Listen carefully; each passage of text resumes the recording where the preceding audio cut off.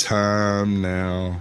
Yay! We're finally live. We interrupt this program for an important news announcement.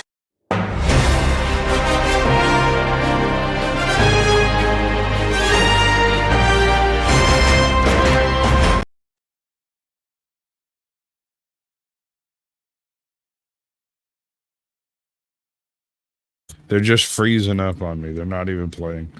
There we go. What? No sound with that one. Stories make you glance.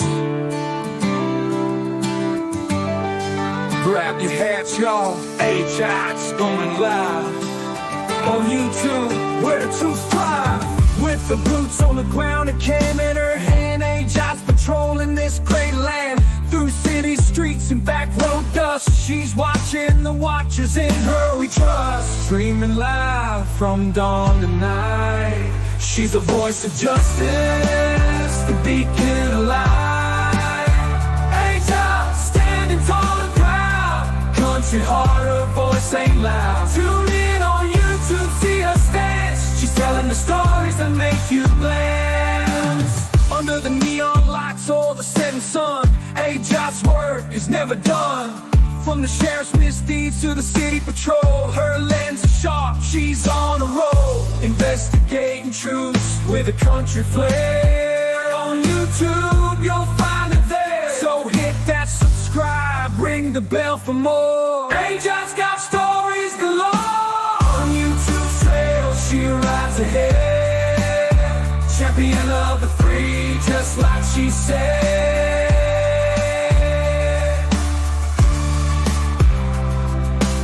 I don't know if you can, but can you get an order for Hans at ONS Junior Market? The address is 1934 East Anaheim. All the windows are busted out. Welcome, everybody. Good to see everybody. Good evening. Hopefully, I'm not roboting it. No, you're straight. You're All right. good. I'm watching you. I'm Okay. double-checking. Watching me. Welcome to the show, everybody. This is Lost with AJoT, I think. What day is it? It's Tuesday. That's Lost with AJoT. Okay. It's Tuesday. Lost with AJoT is what we're doing, right? Right. Do you know what we're looking at today, or did you check out the list? I did. All right. So you want to tell them, or you want me to tell them? You can tell them. You I can tell them, right? Yeah. All right. So here's what we're going to do. I'm going to go ahead and bring this up so everybody can see what I'm working with over here. All right. So we are going to check out Harvey Freebird get ran over in Galveston by the chief, apparently. We have Fire chief.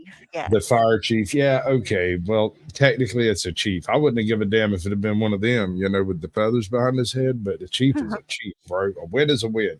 A chief is a chief. Maybe. Seems like I did a show explaining how that's not the case one time. We're talking about the last war chief. Anyway. We got Certified Genius versus the interrogation squad on the murder. Hey, Flo. That's for AJoT. That's fought AJoT. What's up, squad? Scotty Waddles. Dennis Bigfoot. Good to see you, bud. Flo State. Why do you always show up with your eggplant?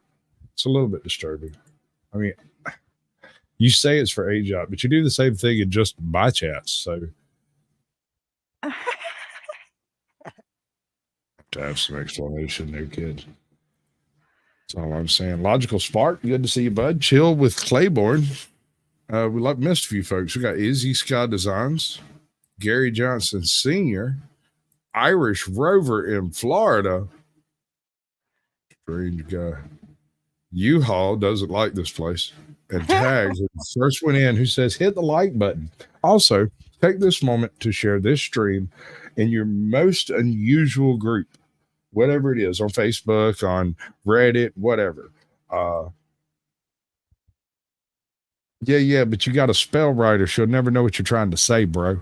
You're just not that suave by the keyboard, are you? I bet you hell for a wingman there. We'll have that conversation later. I might actually have me a pint of brown. Drinking it, but I could be enticed by the proper application of force and leverage. We also have, you remember the TikTok psychic? Yep. All right. Well, recently she did her whole case and everything, and it all went just as you'd expect. But I got somebody going to do a breakdown. AJoT. I can't remember. I can't pronounce the name. I think they're fucking Russian or something. But yeah, gonna go over that. And just because it humored me, and for no other reason, all 17 tuna species, comprehensive coverage, because it entertains me. Honestly, chances are we're not going to make it that far. Between me, you, and a hole in the ground, I talk way too much for that shit to happen. Thanks, Pink Taco. Oh, Pink Taco. Yeah, it is. It is. It is. And if you happen about to blow through my chat, if you're blowing, you'll see it in the. I have a poll in my chat, homie. Is it like a stripper poll or one that you can answer questions on? I mean, it's a yes or no. Either you want the poll or you don't want the poll.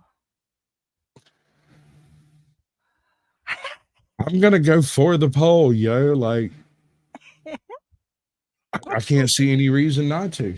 Anyway, so Harvey Freebird. Harvey Freebird. Yeah, you can clip it. Apparently he was walking here. You see, he was walking here, and this happened. But now he's going to try to run me over. Hey, man, he just hit me with his truck, bro. So this is Battalion Chief Roy. What you reckon Now, about what that? you're going to What do you mean? What do I reckon? That's messed up. I mean, Even the risk of possibly hitting a citizen should have put the fucking kibosh on that whole movement. right. And Harvey's a big dude. Like, I mean, it hit him enough to move him. It wasn't Also, just like a tap, on the arm or something. a better thing to point out, and we're going to get a little bit further into the video here in a minute, but everyone else who's wandering around that site ignores them. Says nothing. The only person who has a reaction to cameras being anywhere near them is this guy. Right. Everybody else just wanders right by, maybe gives them a funny look, and that's it. And that's the proper response. Someone somewhere, well, you're here and you're you.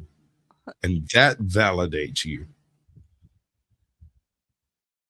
Man, I would have fell on the ground and started screaming. Like a soccer player. Right. Grabbing your leg and screaming your liver. I mean, yes. I got you. Go for that bag. I hear you. But apparently Harvey's a little bit more of a stand-up kind of dude, I suppose. go ahead and play the whole incident right there in that section.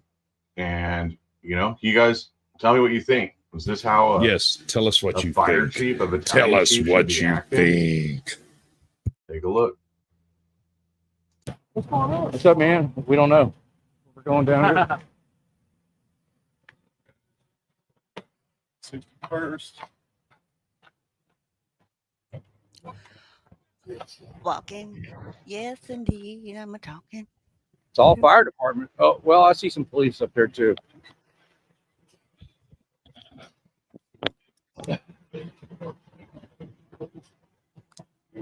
Oh, man. What do they do? Man, what the man? Earbud warning. Yeah. Little late on that. I forgot Little about late. that. But yeah, no, this chief here, this fire chief here is being a dork the whole time. He is actively acting to chill the First Amendment here.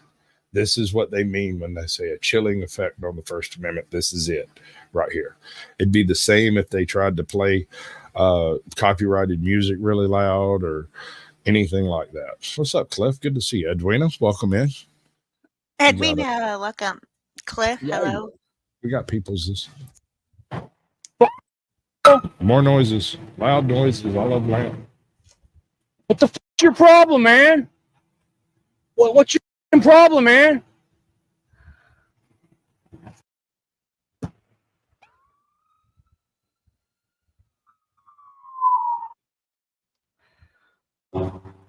Bam.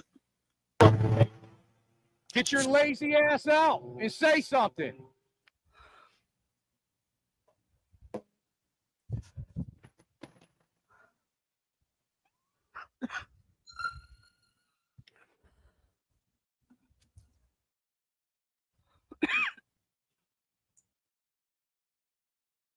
This guy, nothing. Doesn't even look at him. He's like, okay, put shit on truck, walk away. Nothing.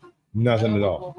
Yeah. That's how you handle it. That's what you do. He could have just got out and said, "Hey guys, can you step back?" Yeah, he could have rolled his window down, anything, bro. He just blew out my fucking eardrum.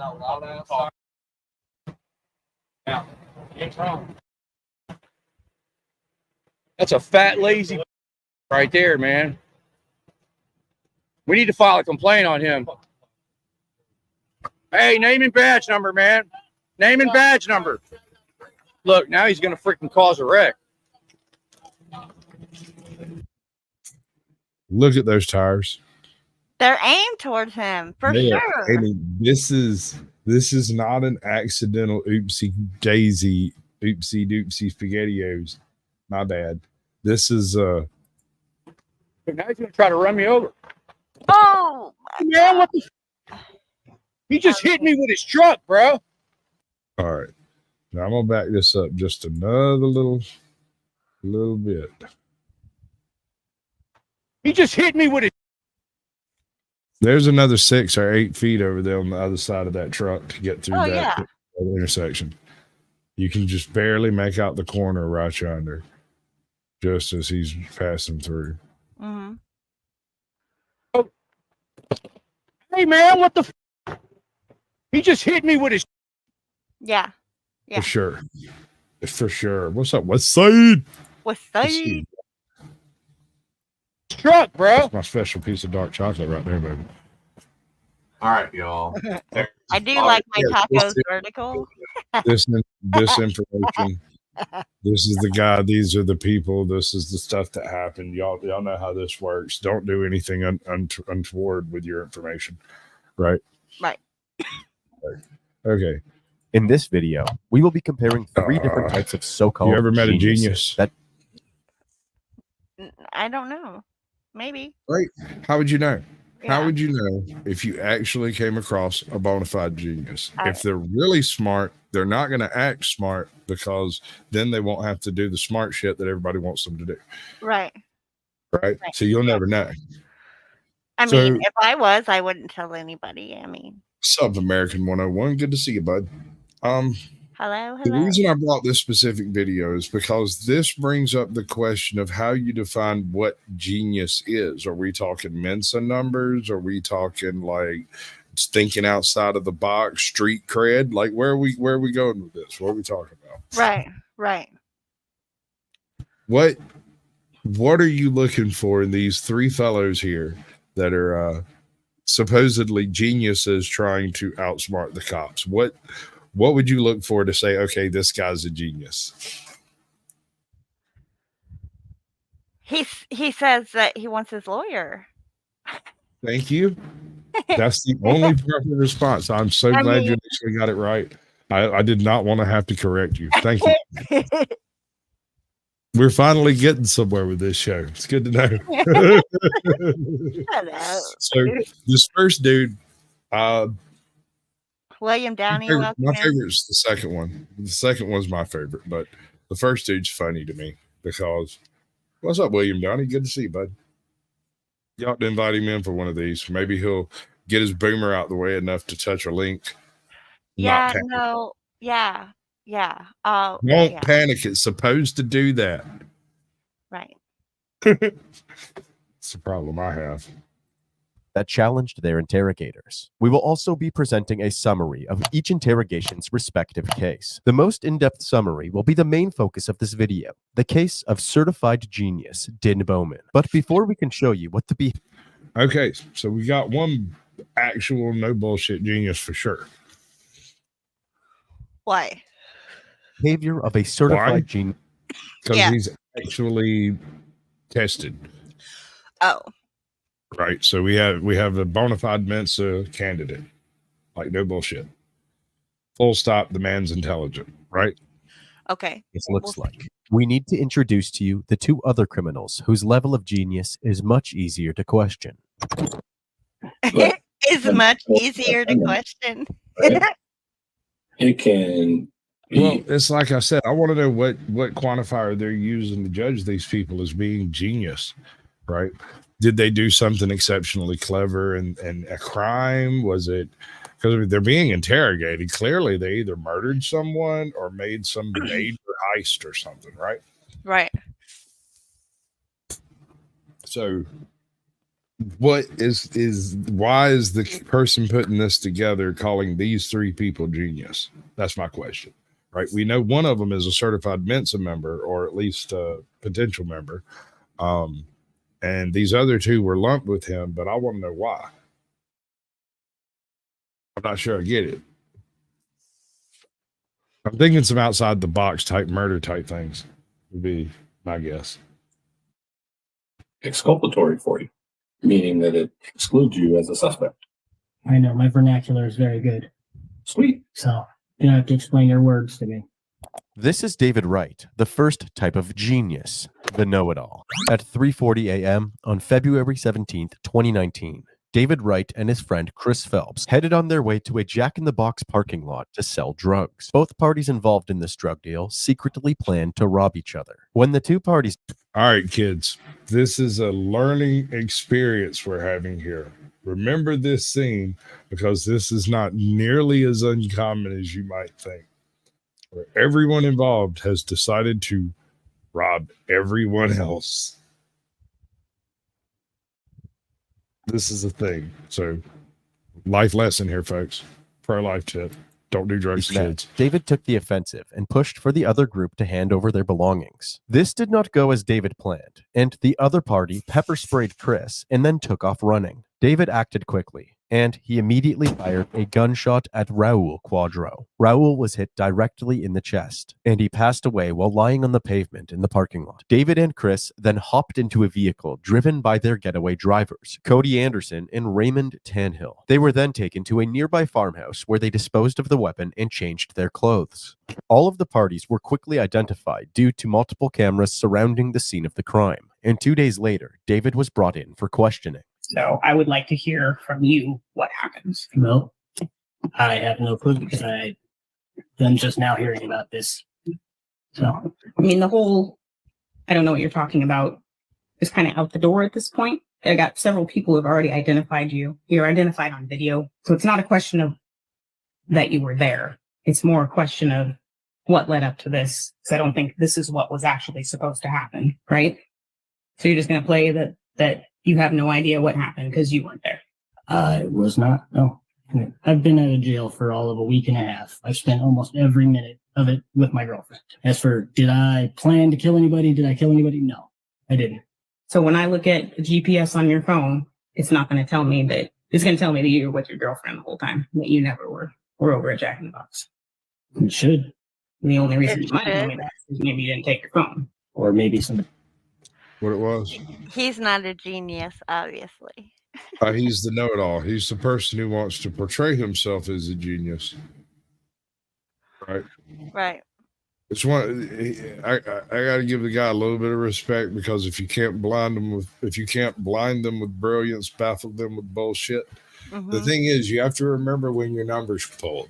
You have to know, and when your numbers pulled, there's really nothing you can do because they got you on camera, right? So that's when you ask for your lawyer, sit quietly until he arrives, and then y'all go and talk about bond. You know, right. If it's a missing person thing and we trying to find somebody, we might talk to the police. Probably not without a lawyer, but maybe. Depends on circumstances. If I become a suspect, fuck that shit. I'm out, bro. I'm so outski 5,000. I'm gonna call Flow State. He's gonna be my lawyer. Right. Right. Somebody else is on. It's been known to happen quite often, actually. My phone has been. I left it in. Well, remember that's what I was saying earlier, dude. Like if you're really smart, you play dumb so that nobody asks you to do the smart stuff. So you can just sit around like everybody else. Dun dun dun. Person's car, and it took me a day and a half to get it back. When was that? Queen Bird, That was welcome earlier in. Good in to the see you. week. Appreciate you And coming then I by. let somebody use my phone. They were supposed to just go to 7-Eleven to go meet somebody. They were selling something to an offer up. Mhm. And So his excuse is that he loaned his phone to someone who left with it. Yeah, no.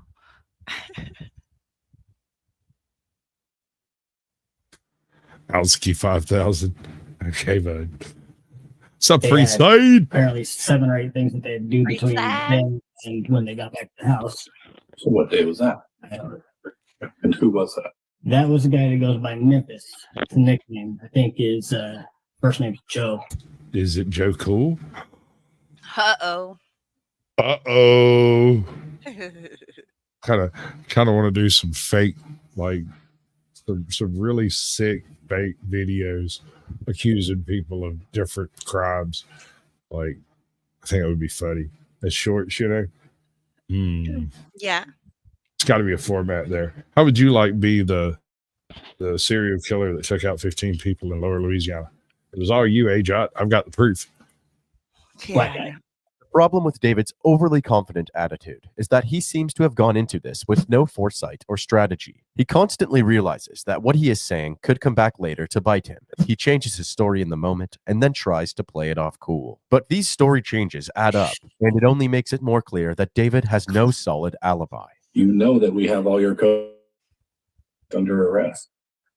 All I want from you is a reason. I understand what happened. I just need to know why. The only person I know you have under arrest is Chris. Okay. We have Cody under arrest, and we have Tannehill. What's his name? Ray. He's in custody as well. Chris is under arrest because we viewed messages on the phones that organized picking. Apparently, the guy loaned was Memphis, but his real name was Joe. I think it might have been Joe Cool.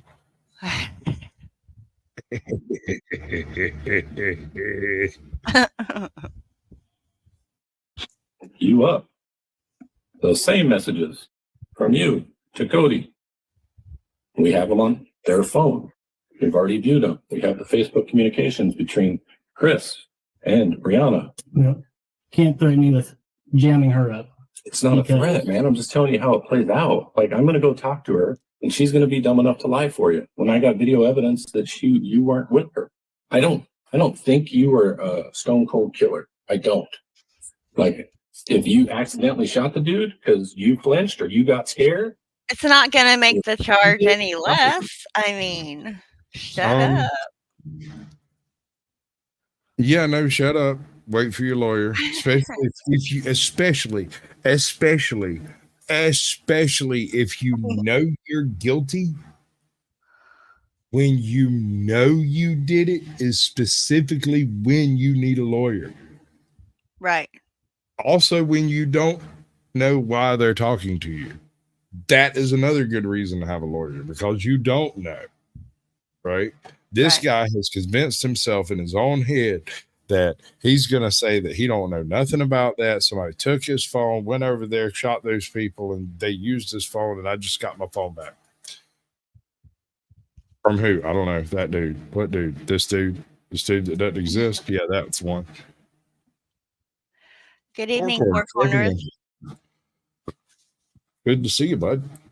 the time. If you come up with that stuff later, nobody is going to believe a word you say. The detective is going above and beyond to guide David into making the right decision, not only for himself, but the people that he is close to. He informed David that if he doesn't cooperate truthfully, those who are loyal to him will suffer the consequences. He even extended an olive branch to David, providing him with a valid excuse for the shooting, practically advising him to say that it was an accident. David has two options. Take the detective's advice and say that it was an accident, or double down. What choice do you think David made?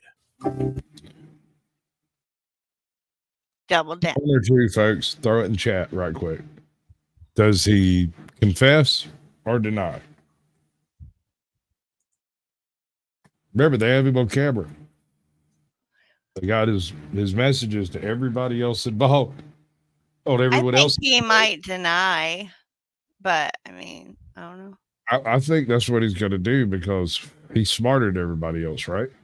Right. Clearly, I can outsmart my way through this.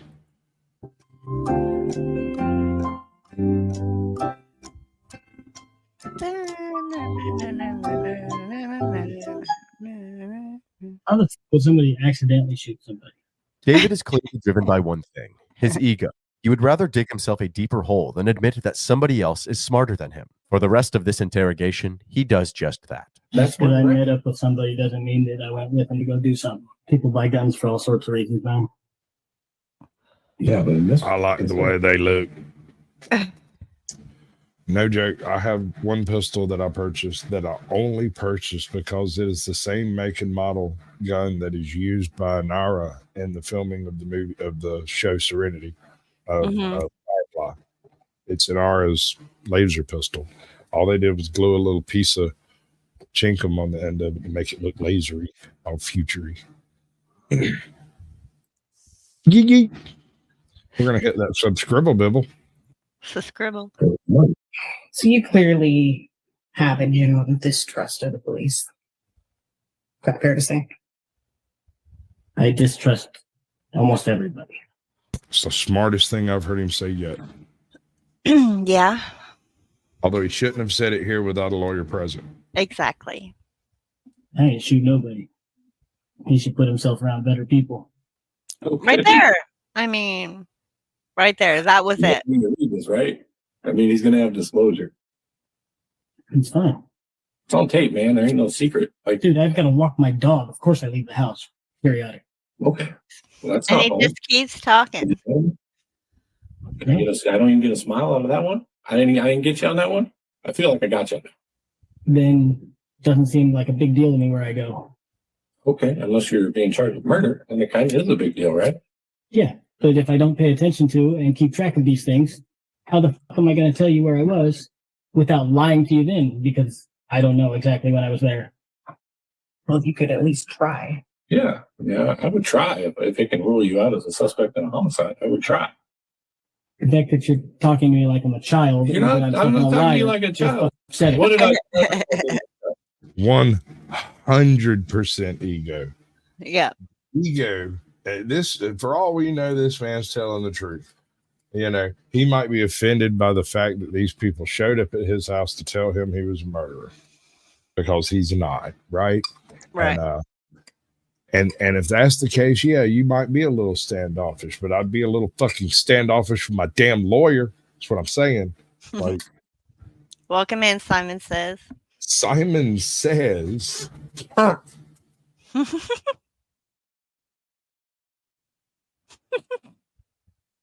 Not sure how to do that, bro.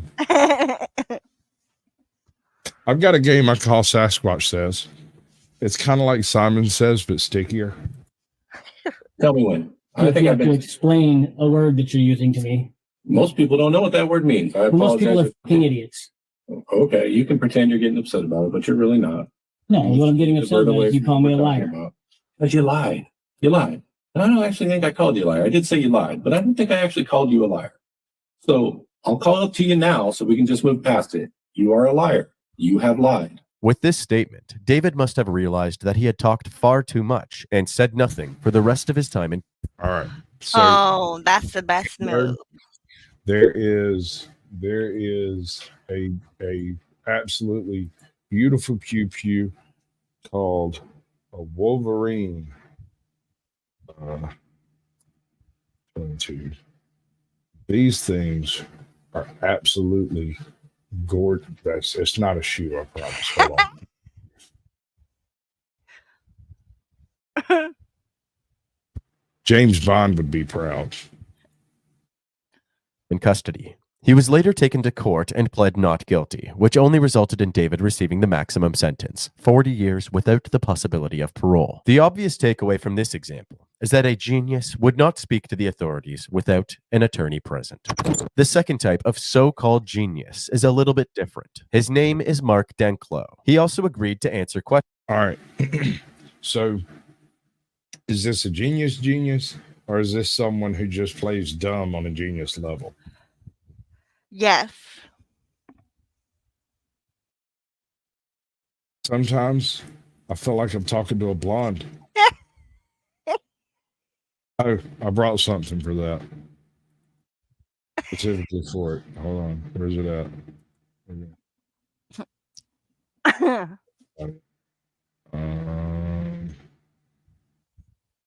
Oh, that's right. It didn't work. I didn't do it. This one.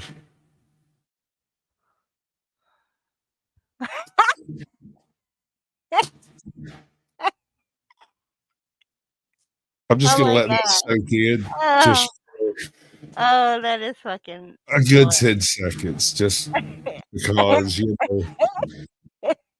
it's that it's was good, dude. That was yeah, good. yeah. Oh my God, that was so. Oh my God. All right, okay, back to the show. Questions, but seems to have a We're bit more gonna do that experience again in at the dealing hour with the mark. authorities. Unlike David, Mark has a plan going into this to set strong boundaries. Mark? Yep. My name's Scott Curtis with the Clark County Sheriff's Office. Right, What's it your was just a blonde moment. Okay, I'm gonna go ahead and read them. Remember what I told you about my thumbnails? I use half a beam. Yeah. Right? I'll cut off specifically to leave it confusing so that Yes, you get and that's what took me a minute because I was like, wait, yeah. It's beautiful. It Oh my was God, I good. love it. High five. Yeah. All right. Before you are asked any questions, you must understand your rights. You have the right to remain silent. Anything you say can be used against you in court. And that should have been the end of this Right conversation. there. Exactly. Yeah. Right there. You have the right to talk to a lawyer before we ask you any questions and have him present with you while you're being questioned. If you cannot afford a lawyer, the court will appoint one before any question. Oh, honey, the Wolverine is made of aluminum and chrome. They are one of the lightest 22s you can have, and I think you can get them 6-shot and 9-shot just in case you happen to be in one of them weird states. But they look like a futuristic blaster pistol, and the only one I ever shot was absolutely surgical with virtually a non-recoil. There was more recoil forward from the action falling in, so it does have a little bit of a wiggle when you're shooting it, but I loved it. It was absolutely phenomenal. I will have one day. One day I will find one. It is beautiful. I have read each of the above rights and understand. Is that correct? Yep. All right. If I can have your sign right there, please. Ladies and gentlemen, this man is guilty of sin. I can tell you that with absolute surety right now. He's left-handed. Yeah. Guilty of sin. You're with a motorcycle club. You have some affiliation with one. Is that right? I don't have any answers for questions like that. Okay. Well, the reason I'm asking That's is weird. that, a few months back, Ancho Kinging. What? Ancho Kinging. Uh-huh. His comment didn't pop up till after it was up top. It almost got off the screen before I noticed it. Oh. gentleman named Jeff Sudan. You know him? He threw your name out in conjunction with kind of a repossession of a car, a collection of a car. Does that sound familiar to you? No, Jeff Sudan almost might. I'm not sure about that. It seems like Sudan rings a bell somewhere, but no collections of a car. No, I don't know what you're talking about. The officers spend the next few moments trying to get general information about Mark and his partner Nicole. Okay, so this last time, how long was she? So there's my background. That's it on Nicole. What else you want to know? Okay. Is Nicole the problem here? I mean, I know that she's had the cops over a few times. Okay. And she's had problems with the hospital and her. Tell me about the hospital. Well, if you don't know about it, then that's not what you're talking to me about. You'd already, you know what I'm talking about? Is that what this is about? No. Is it about the other night? It does involve Nicole. So Okay. I don't know what the hospital thing is. So if that's not part of Nicole's issues, then okay. So Nicole had a. I'm not going to answer any more questions about Nicole. Okay. I don't have any more answers for you until I find out what you're talking about. If you don't want to tell me what the heck I'm doing here, say so. Because I'm not going to sit here and give you a bunch of my background so you can play whatever kind of game you're playing. To answer Mark's question, he was brought in due to the kidnapping, torture, and murder of a former member of his club, the Gypsy Jokers. Robert Huggins, or Bagger Bob, as Mark calls him, was allegedly kicked out of the gang for stealing from the club and blaming it on heroin. As payback for being kicked out of the gang, Robert allegedly broke into Mark's home. He assaulted and tied up Mark's partner Nicole and proceeded to steal many of the firearms that Mark kept in the house. Robert's body was found days later, battered with lacerations across the chest, a fractured skull, and his nipples cut off. The detectives are eating into the interrogation. I blame Gacy. I'm pretty sure that was in Gacy country. Nipples cut off? Are you They serious? got to mess with the nipples, man. Leave the nipples alone. They're sensitive. Welcome in, Gregory. Gregory, welcome to the show. I mean, I'm I having think some fun. nipples make the boob, right? I mean, don't they? I mean, I don't know. I knew a chick who had no areolas. Oh, really? Yeah, it was looked like she had a bald-headed brother in a headlock. But listen,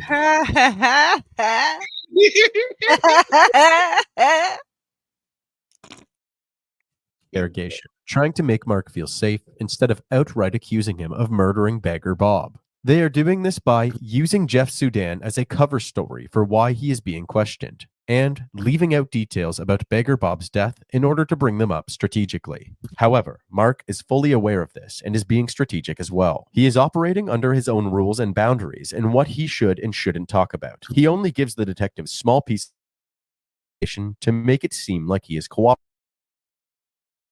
with them. You guys are way off, man. Okay. You guys don't know. I don't know who's telling you these stories, and I'm not sure who Jeff Sudan is, but I can tell you right now, nobody's ever returned a car to me from anybody ever in my life. So if we got the story wrong, can you help us out with that? Well, I'm not going to straighten your story out. No, I'm not. Not until I find out why I'm sitting here. That look familiar to you, sir? Oh, yeah. Okay, what do you know that guy by? I'm not going to answer your questions. That's a picture of Jeff Sudan. Oh, okay. I did not know that was that guy's name. Okay. Oh, okay. All right. Now I'm starting to put it together. Okay. why? Oh, like he Any- was doing so good. I was like in his corner, right? I mean, although he should have not said anything, what he was saying was very, I think, smart. I wouldn't say genius. It's not so much what he was saying, but what he wasn't saying. Or, right, but I'm saying he delivered it very well. That's right. Gregory, welcome in, bud. Good to see you. We're going to do some more of this type stuff over here. Later, we're going to check out the TikTok psychic. See what happened to her. Yeah. You reckon she's actually psychic? I figure if she was psychic, she would have saw this coming. Those charges were dropped on him and stuff like that. Is Bagger Bob part of that? Hold on. I got you, bro. Got you. Hey, Nipples. yep. That's right. Now give her $1. Part of her junkie friends? Bagger Bob. Cash app at the top of the screen. Yeah, I know who that is. He's fucking the guy that got killed about a fucking year and a half ago. Okay. Yeah. Was he one of the ones who set this up with Nicole? Man, you're gonna have to, if you're trying to like tie that into this or something like that, you're gonna have to talk to Nicole about that. Okay. I don't really understand why this stuff that you're talking about with this dude and the car stuff, why would that get handcuffs put on me? Well, why would those handcuffs go on me? What did I do that was illegal in any of that stuff? What did I even have to do with it? I wasn't even there for any of it. None of it. Okay. Not anything that you've talked about so far. I was a long way away from it. So why would I get handcuffs put around my fucking wrist for it? Do you suspect me of something? Well, help us get this unconfused. Because if you suspect me of doing a crime, let me know so I can get a lawyer. You know what I mean? Okay. I mean, they haven't. Well, but they did read him as rights. So, I mean, hello. Yeah. You know what I'm saying? Well, your rights have to be read to you before any type of interrogation, regardless of whether you're arrested or not. If you've been officially brought to the station to officially be questioned, you're going to officially have your rights read to you. Right, because you're arrested. Not necessarily. There are cases where you can be asked in officially and you show up voluntarily and they'll read you your rights because they're your rights in case you get arrested. Well, but there's times where they delay reading your rights if you're volunteering to come in because they want to see what you have to say. And then when it gets to a point, you know what I mean? Well, they're going to say, oh, we read you your rights. Yeah, that's a little more shady, ladies. A little more shady. Let's see how he gets out of this. Man, what a way to treat somebody who's not suspected of doing a crime. So now what? So, well, I'm not. Am I arrested for anything?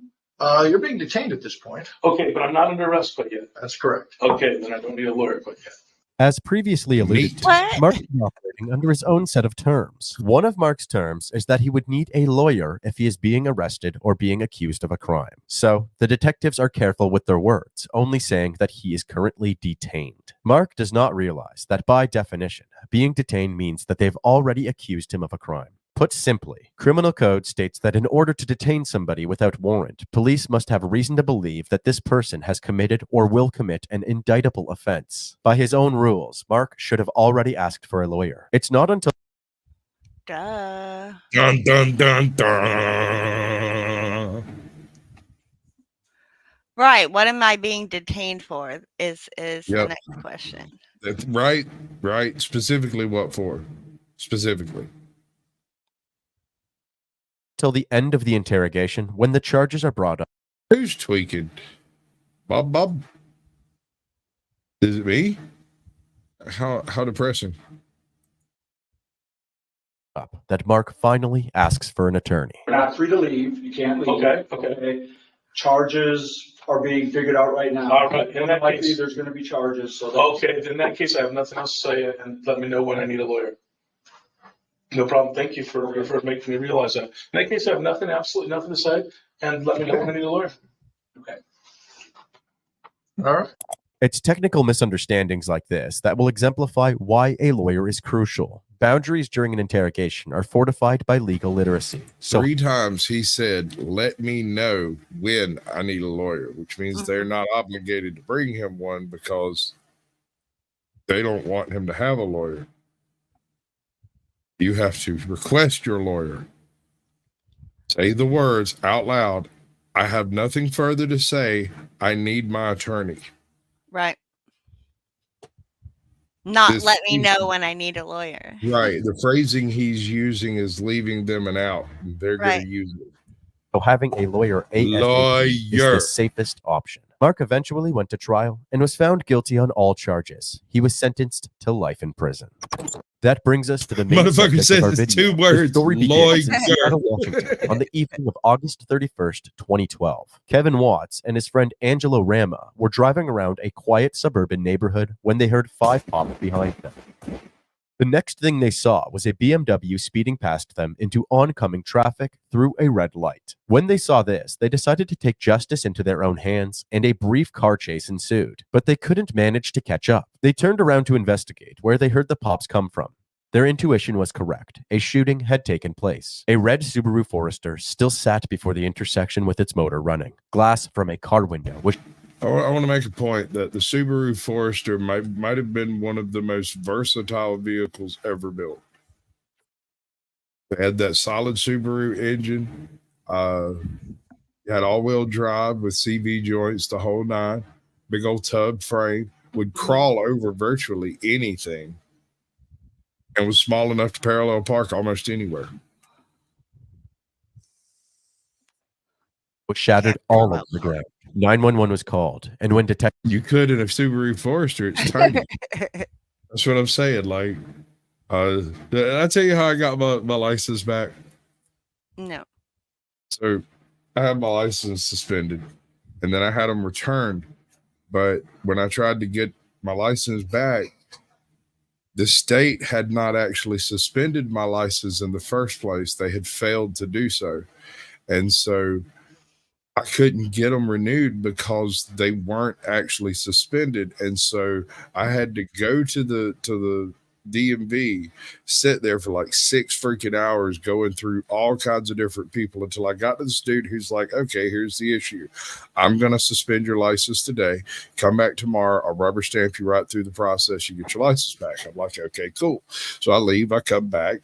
Everything goes off without a hitch until it comes time to give me my license. Mm-hmm. Turns out it had expired in the time period that it was revoked.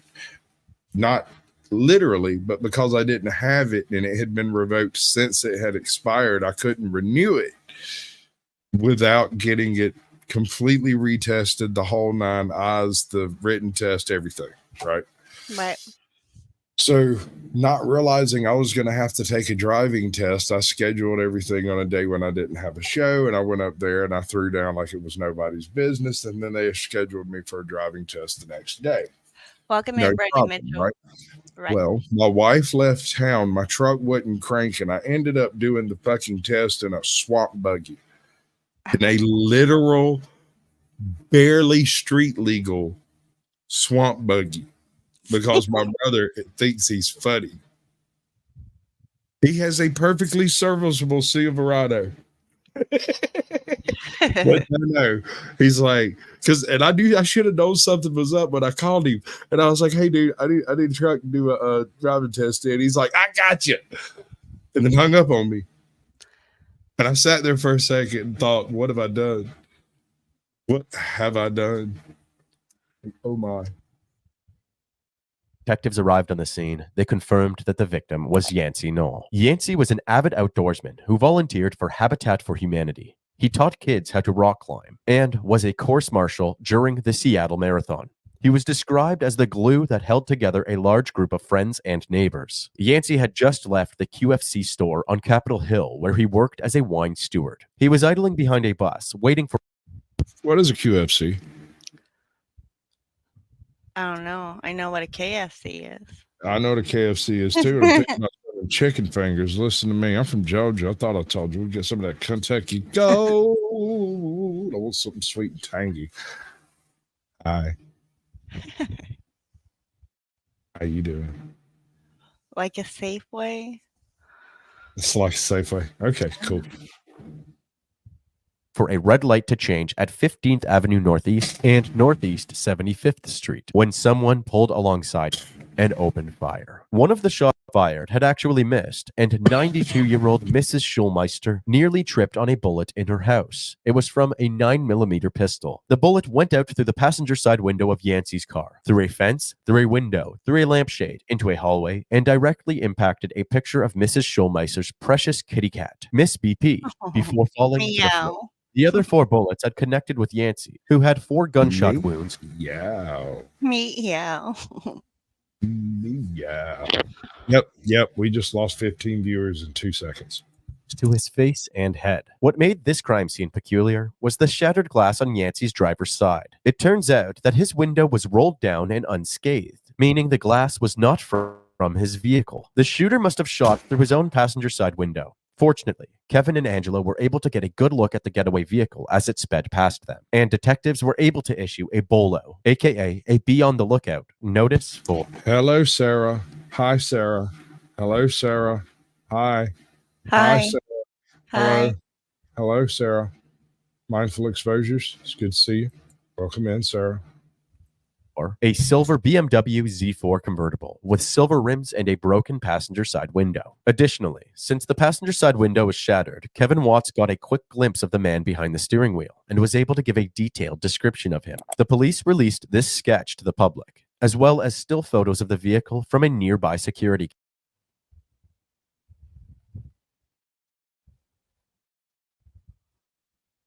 description of him. The police released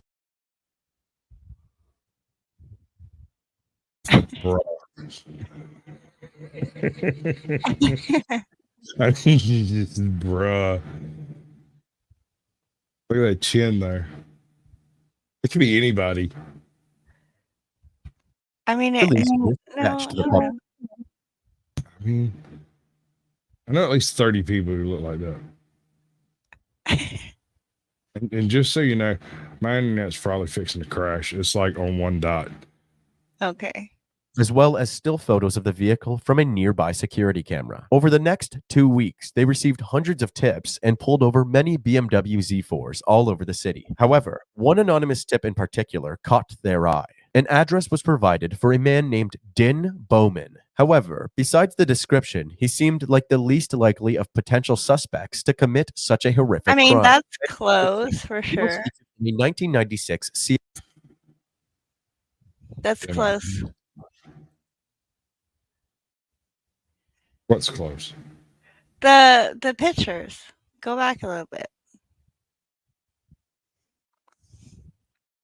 I mean, that's a pretty good drawing. Caught Like, very I'm not identical. debating the quality. Right there. Oh wow. Okay. Damn. All right. I mean, that's pretty damn close, right? But again, it'd be like, yeah, no, you're not wrong. Like 2 weeks ago when his hair was freshly cut. Right, right. But it could also be one of my ex-girlfriends. Have it your way.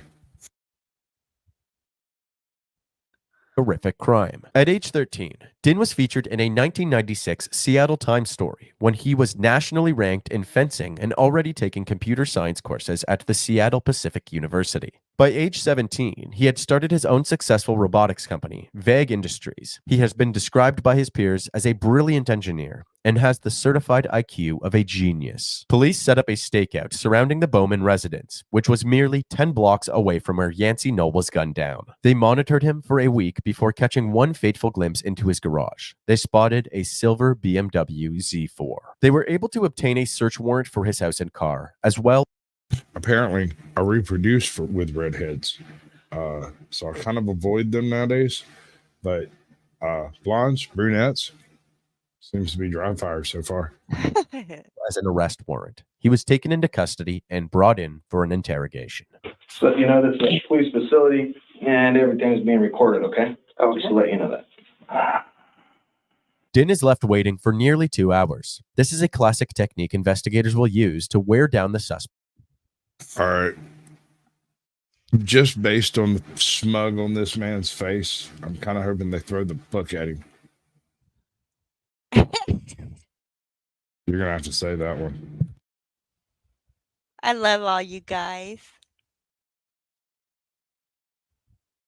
Before an interrogation begins. Even the most confident suspects can begin to second-guess their story when left alone in the room for prolonged periods of time. However, Dinh seems as calm and as comfortable as ever, enjoying his coffee and snacks, all while smirking to himself. He was even bold enough to express how annoyed he was with detectives wasting his time. Were you not? Yes, sir. Yes. So I'm kind of getting a little annoyed at how long this is taking. Do I need to it has to take as long as it takes, okay? Detectives finally enter the interrogation room, but he immediately requests a lawyer. Do you want to talk to a lawyer or you want to talk to us first? No, I guess I'd like to talk to a lawyer. Dinh is the first of the 3 subjects in this video to make the essential move. Bona fide genius. Right. Right there. There it is, ladies and gentlemen. That is the proper way to handle this. Let's see if it's a bold move, Cotton. Let's see how it plays out for you. Move of asking for an attorney, giving detectives as little information as possible. What Dinh wasn't prepared for was that the detectives already possessed enough evidence to press charges against him, long before his attorney arrived. You're going to be charged with a crime. Of what?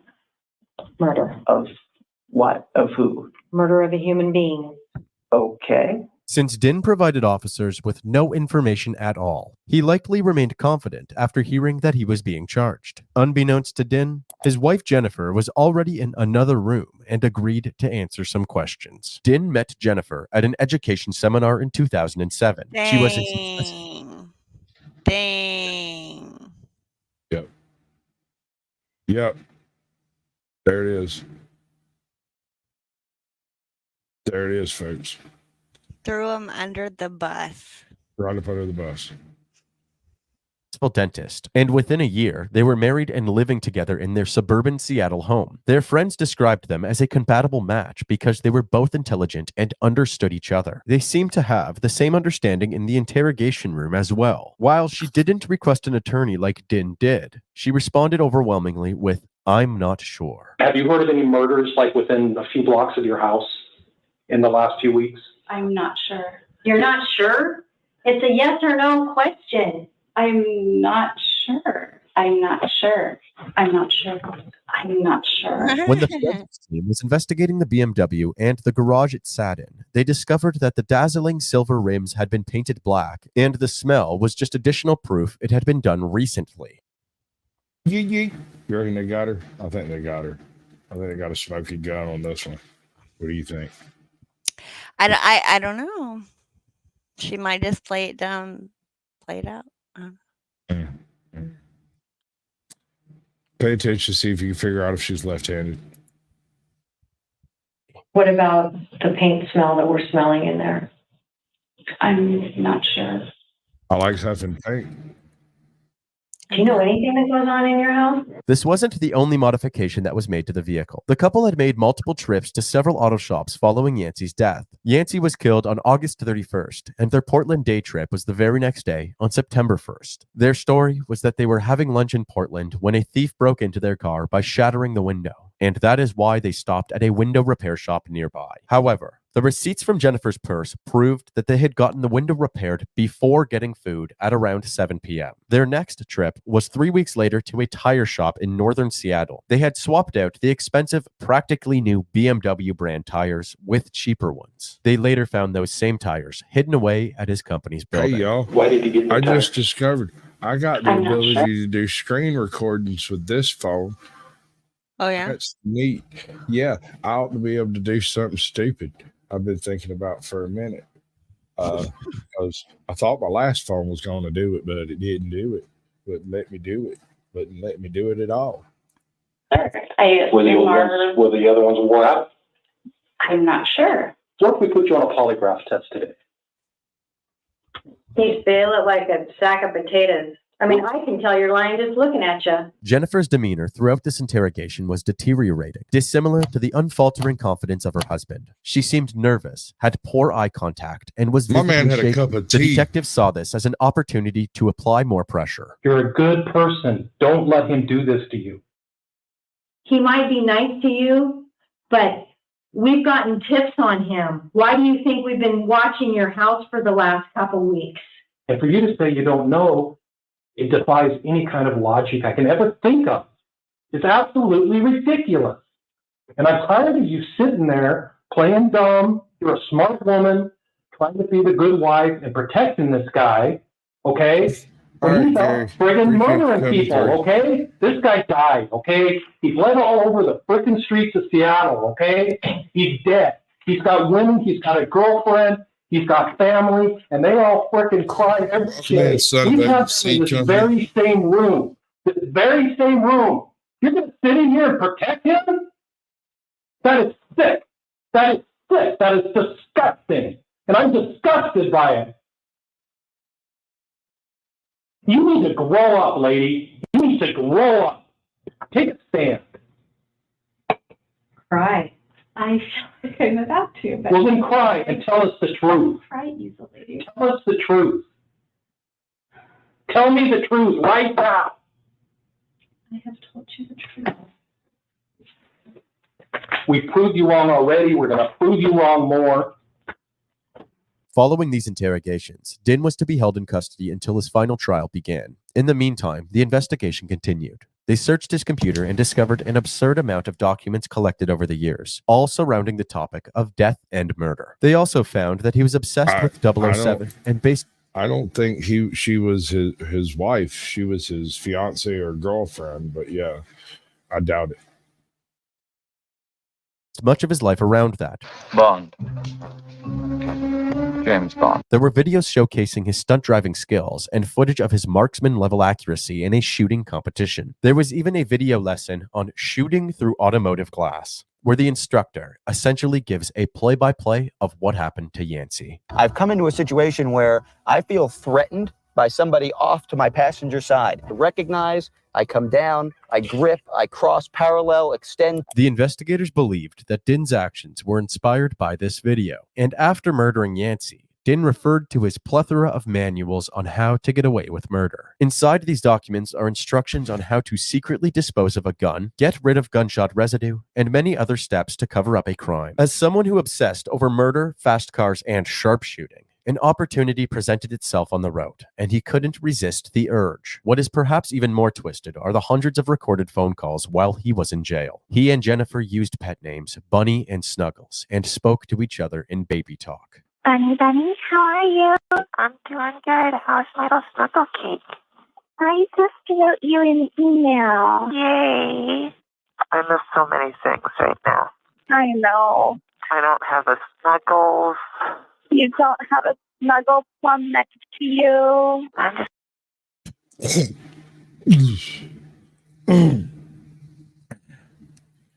All right. Okay. We got a little bit of palate cleanser.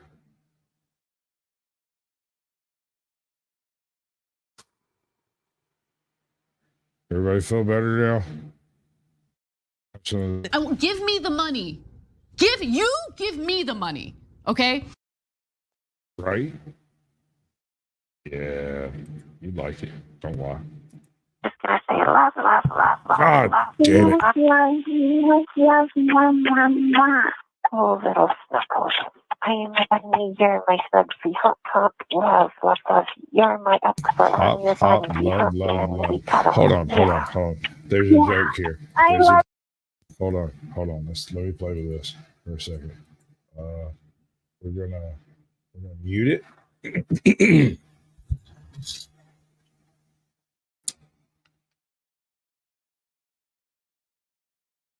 Bunny, how are you? I'm doing good. How's my little snuggle cake?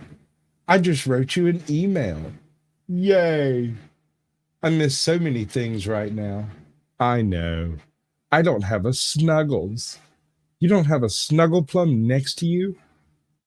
I'm just going to say love. And I can't do that. I'm not doing the rest of that. Wow, that's pretty harsh. Yeah, I don't blame y'all for leaving. That's probably rough. AJoT should return to save us from all this. That one needs to be open. I need this one back open. I need this.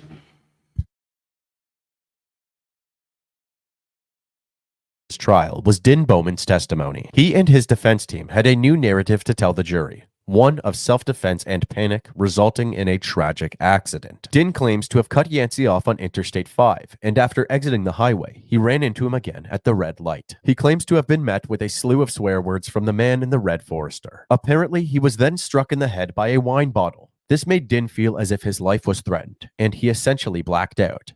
However, there were no witnesses to back up these statements. Yancey's family and friends took offense at this, since they were confident that Yancey would never waste his precious wine in a road rage incident. The idea of Yancey having road rage in the first place was thought to be ridiculous. They said he had a kind soul and apparently drove like a grandma. The prosecution spent 3 days tearing down this narrative to the best of their ability. You threw away the evidence that you could show the police to prove you were not a criminal, right? I didn't think they would even believe me. So you don't think that most husbands would go home to their wives and say, oh my God, I almost got Good killed. evening, Oklahoma. You lied to your wife, right? Is that a question? Mr. Bowman, you have no trouble answering yes or no to Mr. Brown. Is there something wrong with the way I ask questions of you? No. That's a strange question. Okay, well, that's the first no I think I've gotten from you, so I guess the point's been made. Dinh had spent 2 years getting his story straight with the help of his attorney, but whether it would put reasonable doubt in the minds of the jury was uncertain. On December 9th, 2014, Dinh's 32nd birthday, the jury began deliberations. While they awaited a verdict, Dinh and Jennifer had more jailhouse phone calls, comforting each other and validating each other's feelings about the trial. This seems ridiculous. It is pretty ridiculous. They can't prove premeditation. Wait, people actually thought their case was right, was actually legitimate? I mean, you could take anything that the prosecutor said. I know. The statement was fabricated. Here comes a fact. Yep, that's fabricated. Here comes a detail. Yep, that's inaccurate. I feel like I could be a prosecutor against myself and play a much better. Yep, you certainly could, because you could testify as to what you did. I know, sweetheart. I gotta find something else to put up here for a second. Let's see. That's really hardcore bad. Well, I mean, yeah, some of this stuff for sure. That's accurate. Right? Right?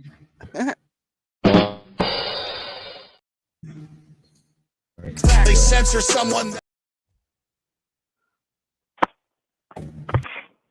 Yep, little pumpkin pie. Oh my God. You want to read some of this? Here, you do Jennifer, I'll do Den. No, I'm not. Never mind. Lose my mind. I'm not saying that word on. And we have an update now on the breaking news we brought you at the top of this newscast. A jury has found Den Bowman guilty of murdering Yancey Knoll. Prosecutors said he killed Knoll for the thrill of it. Yes, Michelle. Now, this jury had just over a day to deliberate. They deliberated all day yesterday and a couple hours this morning. Then they gathered in the courtroom and the judge read the verdict. We, the jury, find the defendant, Thomas Den Bowman, guilty of the crime of murder in the first degree as charged. Yancey Knoll was driving home from work back in August of 2012 when prosecutors say he was shot by someone for the thrill of it. What you get for popping caps and splitting wigs, I guess. What up, Dennis? Welcome back, buddy. Cupcakes. Cupcake. All right, so we got the TikTok psychic over here, right? Right. How much do you remember about this story? Very little. All right, so basically what went down is this chick became famous for making some predictions of some type, and poof, she blew up as a big-time TikTok psychic, and she started making more outlandish predictions. Stock market-based type stuff. Other stuff that it's illegal to give advice on if you're not legally allowed to advise. Right. And so I've been waiting for about a year now for all of this to shake out in the wash so I could look and see exactly what she did wrong. Because I believe there's a wholesome story at the heart of this that went totally wrong when the cash showed up. Mm-hmm. And say that I've lost the case. I haven't lost the case. It's still ongoing. So don't listen to these really idiotic YouTubers. Well, that didn't age well, but this is a self-proclaimed TikTok psychic, and what you did on TikTok will. What it is, Silvar You gotta Ogre? share the screen. I'm not going to do that. I refuse. Oh. That's not what I'm here for. Why is it not doing it? I've had a couple idiots comment on my video and say, You remember these people? This person? the case. I haven't lost the case. It's still ongoing. So I'm not, don't no, listen I to don't these really idiotic YouTubers. Well, that didn't age well, but this is a self-proclaimed TikTok psychic, and what you did on TikTok will change your life forever, because on November of 2022, a massive tragedy happened involving students from the University of Idaho. This became our TikTok psychic's moment to essentially ruin her own life. How? All right. Oh, no. Yep. Yeah, no, I remember now. She basically tries to say that she knows all the details and told Right. Oh, well, by falsely accusing a professor, claiming that she had an affair with one of these students and was behind the tragedy. I did a reading when I saw Rebecca Schofield on the history department's page on Rebecca Schofield and her connection. I also did readings on some of the other people and their connection. What came out on their reading is how they responded to the crimes and how they were. All right. So this kind of thing is actually sort of a fuzzy legal territory. Right. This is hedging very closely to a religion, right? Clearly it's spiritual. Right. It is religion. And so is it protected by the defenses that religion gets in court? Like, you're not permitted to go out into a town square and sacrifice a chicken to the sun god. You know, that's not a thing you can do in most American cities, because that would be unsanitary. Right. Yeah, but they don't What believe you can it. do is take a Yeah. bunch of already slaughtered chicken out to that very same location and cook it on a grill for people.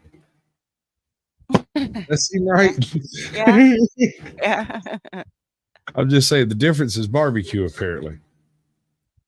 Feeling about it. What came out in Rebecca Schofield's reading was how she implemented it, how she planned it, and why. Why would she do this? We still don't know because it doesn't make sense. The only conclusion I can really think of is attention, because she claims she's a psychic and that she...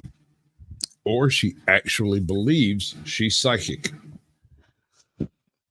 Cheers, Queen. Right? D-level psychic. Yes, the Timu psychic. You're right. We got 2 queens in the house. Now, in reality, the Queen Kaylin and Queen Bird. Welcome in, my queens. Hold on, let me try that again. Welcome in, my queens. What up, Truth? Free mustache rides for everybody.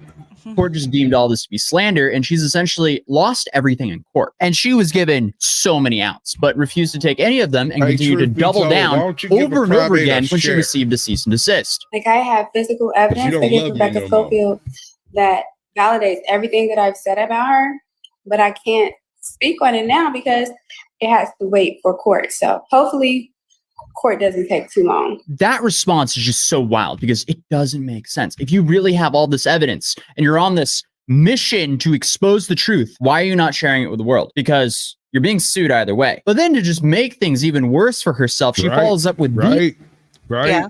Yeah. You're getting sued by either way. It's slander, libel. It's Burger Boy. Hey. What's good in the hoodie, baby? We have a participation trophy winner tonight. Welcome in, Burger Boy. You get the participation trophy. Somebody give that man a trophy. These videos when the professor actually sues her. I've been against people, vegan, small corporations, and giants, and systemic policies and racism in one. They all regret coming against me. All of them. Now, I don't know. You're kind of cute. I might not regret coming against her. My bad. Rebecca is going to be added to that list of regretful people. I haven't been served yet, but I'm actually gleaming with excitement. I am going to immediately start planning because I cannot wait to present my ideas in court regarding Rebecca Schofield and her role in the murder of the Ideas. You're not going to court to present evidence, honey.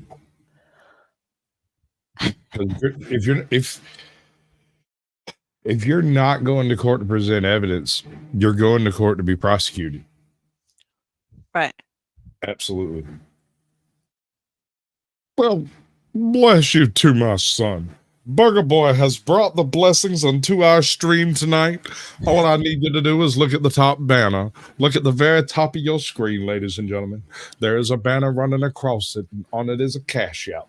And all the blessings in the world can funnel through a cash out. No problem. I was getting into it. You should have let me go. I was cooking. The 4 University of Idaho students. As the story plays out, we realize that she's all bark and zero bite. But if the situation could be even more insane, she decides to represent herself in court. Clearly, she's not a lawyer. So she was just absolutely doomed from the start. Ended up missing deadlines, which technically should have lost her the case because she didn't respond to the request of admission, which means the professor technically admitted to all the allegations. And to catch you guys up with all those, I'll have myself from the past explain those. And that is, admit that you have stated publicly that Rebecca... I've got a small, tiny child. I have a child over here. It's a little bitty person. And it has recently learned how to climb on chairs. Oh, yeah. Oh, yeah. Oh, yeah. All terrain, suddenly. Nerve-wracking as hell. You know, it's weird how when there's no babies around and you hear something hit the floor, it doesn't even cross your mind that it might have been a baby. Schofield had an affair with Kaylee. 2, admit that you have stated publicly that Rebecca Schofield was involved with what happened to the victims. 3, admit that plaintiff did not have an affair with Kaylee. My understanding is plaintiff is Rebecca Schofield here. 4, admit the plaintiff was not involved with the to Kaylee and the other victims. 5, admit the only basis of your statement that plaintiff had an affair with Kaylee is your spiritual research, intuition, and instincts. So I can't believe this is a real case. You would think this is a parody, but it's real because we're reading it together here. 6, admit that So basically, all she had to do is admit that she made it up, and all charges are dropped, right? Right. So you're TikTok famous for being an asshole, essentially, and you're not willing to let go of it because the Chiva's rolling in now. You think maybe? But I mean, is it worth it in the end? Well, let's see. the only basis of your statement the plaintiff was involved with the of all the victims is your spiritual research, intuition, and instincts. 7, admit that you've never been to Moscow, Idaho. 8, admit that you've never been to the state of Idaho. 9, admit that you're not aware of any physical evidence linking plaintiffs to the 10, admit that you're not aware of any physical evidence showing the plaintiff had an affair with Kaylee. 11, admit that you never said plaintiff communicated with Brian C. Koberger about the until Mr. Koberger was arrested on or about December 30th, 2022. So she really... Okay. So how do you go about admitting all of that? Do you just invert the statements and state that these things never happened? I don't have a particular problem with that. Especially if I don't have any actual evidence. I don't know what she thinks she's playing at. That's the thing. Really was just clout chasing throughout this entire thing. This is such a brain dead grift on the TikTok psychics part, because I mean, like, when updates happened to the case, she then did like psychic readings, I guess, and then she was like, oh, she was communicating with Mr. Koberger. Okay, well, good thing you said that after they arrested the guy. 12, admit that you've never said plaintiff had access to a white Hyundai Elantra until after law enforcement publicly stated they were looking for information about a white Hyundai Elantra in relation to the on or about December 7th, 2022.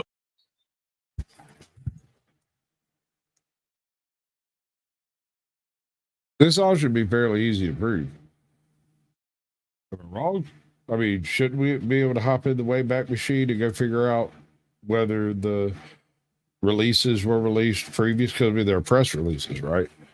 And your this particular allegation is whether she predicted or didn't, and that should be logged in the Wayback Machine. Am I right? Am I wrong? No, you're right. So we should be able to solidify that one at least. 13, admit that you've never communicated with Jack. That is a messed up one, because I think I covered this in the first video I ever made on this situation. So here, Jack, if I remember correctly, is one of the close friends of one of the victims. This egotistical, moronic TikTok psychic decided to make a whole story claiming that this professor somehow forced Jack to go through with this horrific action. 14, admit that you have never communicated. So, yeah, no, she's fried. She is fried, son. Drawn and quartered. There is no turning back. He has to commit to the bit. Right. She's gone too far. With Brian C. Koberger. Right? I mean, she Down the rabbit hole. Down the rabbit hole. That's right. That's the guy who's currently arrested for it, who they believe did this. But skipping through this a little bit, you have 21, admit that you have no written information showing the plaintiff ever met Jack. This is what I was talking about. Again, that should be fairly simple. I mean, the only information she has is through ghost writing, so no. Earlier, where she was claiming that the professor forced Jack to do the unthinkable. It's so what? I mean, the whole thing is just so... You see, that's what I'm trying to figure out is, like, where's the benefit on her side? Even if you are a grifter, I would assume it would be like the donation platform, the general platform to request money from. And I assume she was monetized on TikTok, and the numbers she was throwing up were quite impressive. So, I mean, I don't know. I don't think it'd be worth it to me. I mean, even if I did get lucky, I mean, you're going to lose 90% of your viewers. That's still better than you were doing, 6 months ago. 6 months ago, you had your integrity. Right.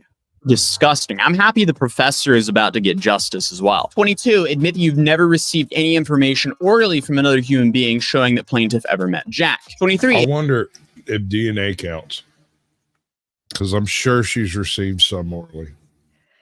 Truth be told, good evening. He's been all up in here. I know, but he just said Whatever. whatever. Right?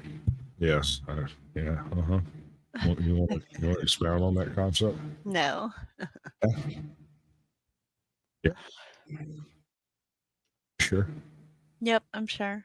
Received and read a cease and desist letter from Stoll Reeves LLP dated, she basically proved that by posting this video. I'm about to put this demand letter Rebecca Schofield attorney sent me by the tissue so I can wipe my with it. And then the next are just like admitting to receiving a whole series of cease and desists. And then 30 is admit that you became aware of the press release describing the request for admission. You continue to state that the plaintiff was involved with the... So essentially the police put out a statement saying, hey, we have no evidence that this professor did this. So she saw that and just continued making video upon video, still claiming the professor did this. But the judge... Yeah, see, I mean... I can dig gaining notoriety by perpetrating some weird scam and maybe almost getting away with it. But when you enter the realm of legal fiasco, things get absurdly expensive. Oh, yeah, I know you love me. You might be the only one you love. I'm trying to see you. Snuggle up on my snuggle bunny. Cuddle plum. What was it she said? Oh my God. Seemed to be somewhat lenient with her and let her respond late. So the TikTok psychic decided to come back on her high horse. I think this is how y'all want me to feel about a measly ass $75,000 lawsuit that I'm gonna win. Oh my God. Rebecca is suing me. But this lawsuit quickly humbled her as she realized that she would actually have real consequences here. I need to stop acting. It should not even have been allowed, first of all, for multiple reasons. But for the legal reason was because it's the improper venue. I'm not an Idaho resident, so I should not be sued. Oh, wow. Oh, wow. Wow. You realize what this woman just said, right? Yeah. She talked to a side sit. They gave her some legal advice.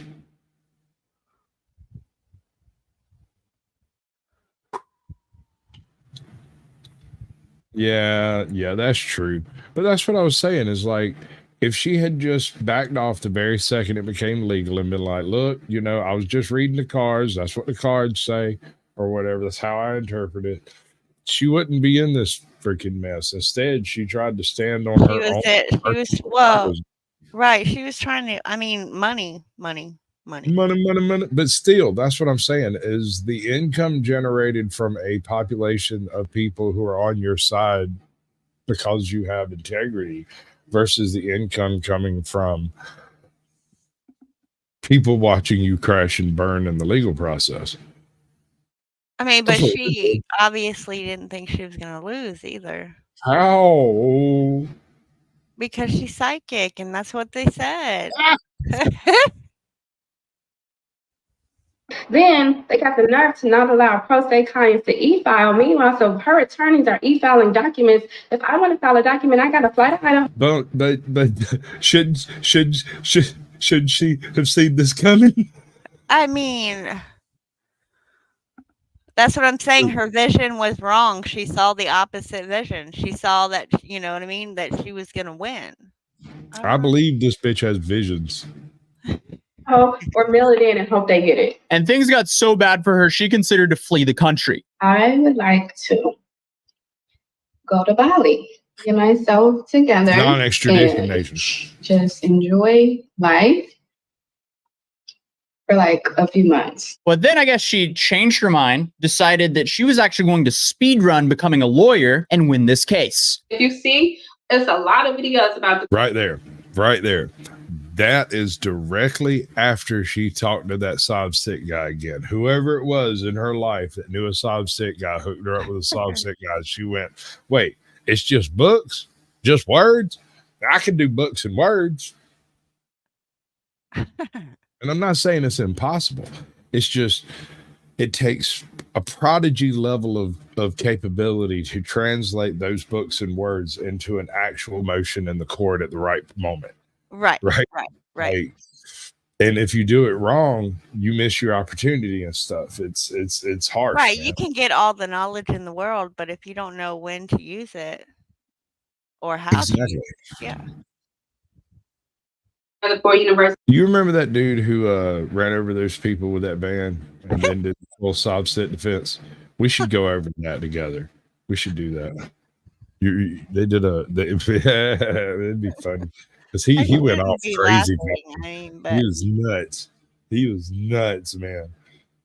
I don't know who that thing did it, but none of them are in court because nobody was threatened by them. I'm in court because I told the truth.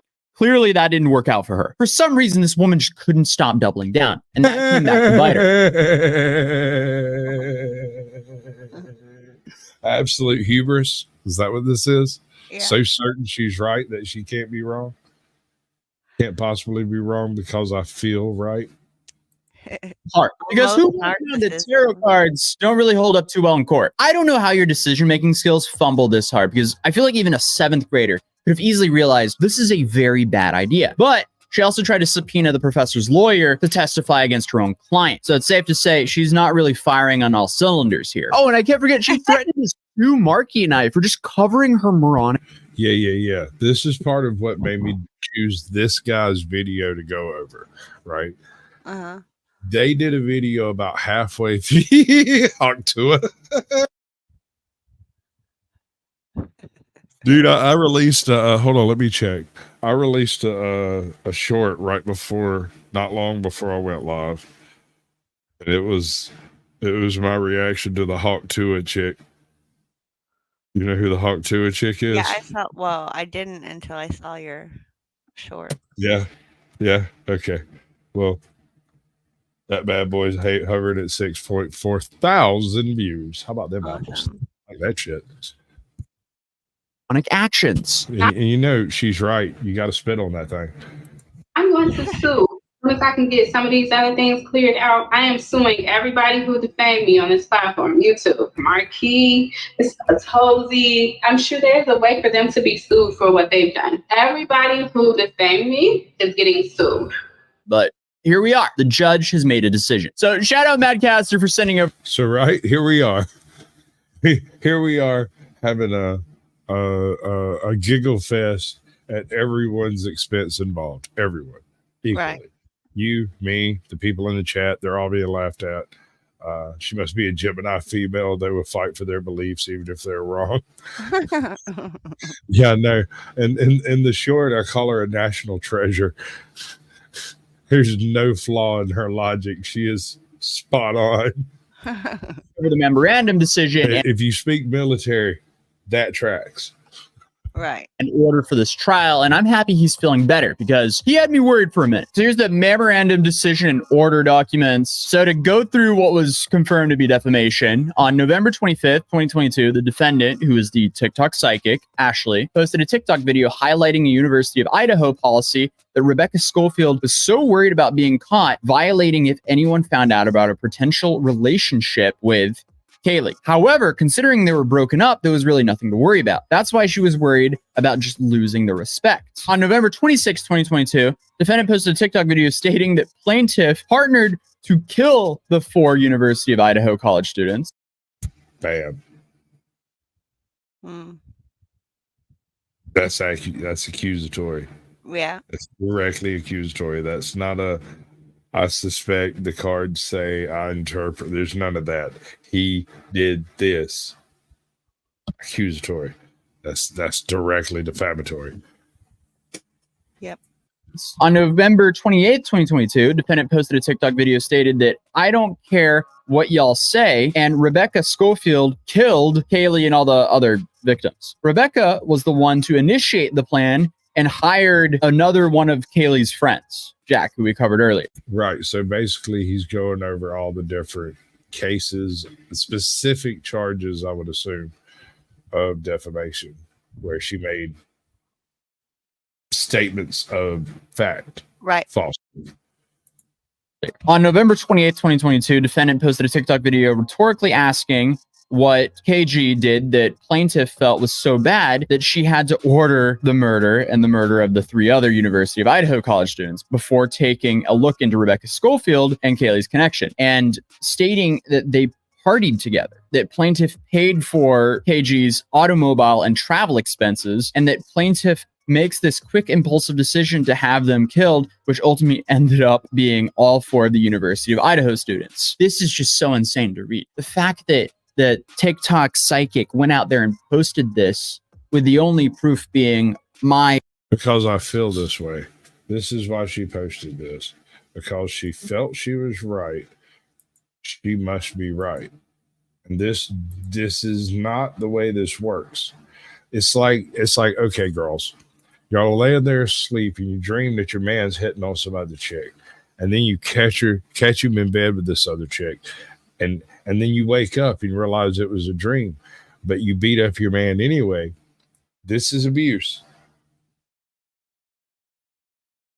You understand? This is not acceptable. Abuse. Psychic abilities and intuition. What a selfish thing to post as well. Like, this is just insane. On December 1st, 2022, defendant posted a TikTok video stating that Rebecca Schofield isn't remorseful for ordering the murder of the 4 University of Idaho students, but instead worried about her name, her accomplishments, worried about her possessions, worried about people finding out who she really is, her real character, worried about her loss of accomplishments, worried about going to jail, losing everything that she worked so hard for, worried about corruption and treason, not worried about the lives that were taken. On December 2nd, 2022, the TikTok psychic posted a TikTok video stating that Rebecca Schofield is going to prison for the murder of the 4 University of Idaho students, whether you like it or not. What the? On November 5th, 2022, defendant posted a TikTok video stating that Rebecca Schofield was being a sugar mama to KG, giving her money. KG. Wow. Oh, wow. Wow. I thought it was just like a couple of videos. No, she was basing her entire live streams off of this. Hush crown. Rumsky, welcome in. I got me some Rumsky over here. We haven't reached a point in this Dalai Lama to do it. I might have to give Sounds like projection. Yeah. Yeah, projection. She saw this as an opportunity to get ahead. She had limited resources, and this was an opportunity. And also, it was like an experience. All of this just sounds like an insane Wattpad story. Like, this is just spiraled so far out of control. I mean, it spiraled out of control just with the first TikTok video, but right. It's the accusations that are a problem. It's her assumption that her dreams are real. Right. And then saying it out loud. That's the problem. If she just kept that shit in her head, it'd have been fine. Fact that she just kept going really shows she's not firing in all cylinders. And this is before she even got sued. So, I'm sorry, Concrete Door. Somebody else came in and got your participation trophy. He was Good Burger. What was his name? Hold on. It was Burger Boy. Burger Boy. Burger Boy. Yeah, that's right. He's my best friend. We've known each other for years. Oh, man. Rebecca liked KG. She made her feel young and vibrant, and it also was an opportunity for her to balance her needs. All right, Conquistador. Remember the TikTok psychic about a year ago that was doing all the trash with the Delphi murders? Is that who it was? I can't remember. Anyway, all of that was all the what? Idaho murder. Right, the Idaho murders. So all of that's over with. The whole defamation case is done and finished. It's a sealed deal, and I'm gonna checking out what went down. What was the step-by-step problem? And already, I mean, she was making blanket statements about the guilt or innocence of people, and basically attempting to testify through live stream that She knew she was making literal accusations out loud and publishing it by way of TikTok. So that's libel, perhaps, also. Definitely defamation. Needs for a woman, but she may have been pushing too hard because KG needed a break and some time to herself. She just needed to clear her mind. Rebecca Schofield just needed to take this time to slow down and appreciate what she has. During this time, KG looked like she was shining, successful. Other people are noticing. She may have even been shopping, but during... I'm going to do it. I'm going to do it. I'm going to do it.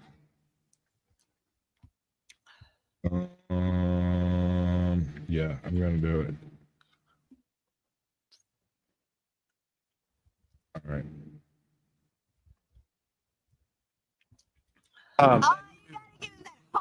Good. Spit on that.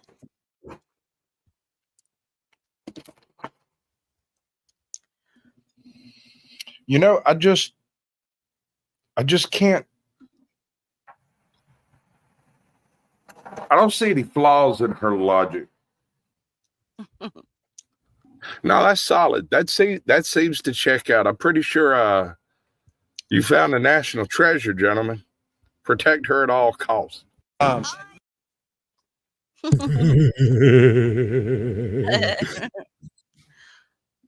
Right? Mm-hmm. So then what happens?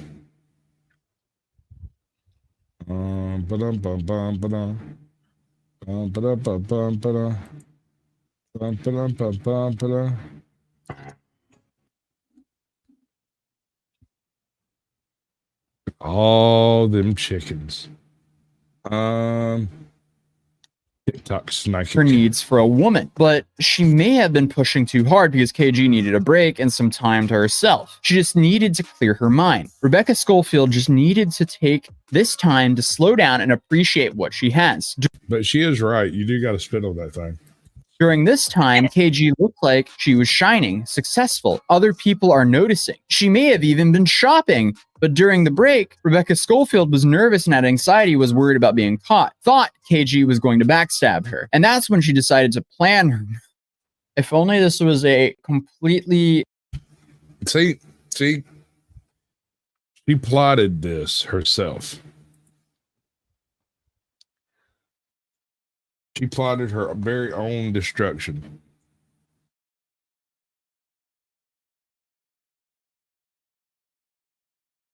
Is that what I do? Spit on it? Damn right. You got to spit on that thing. Facts.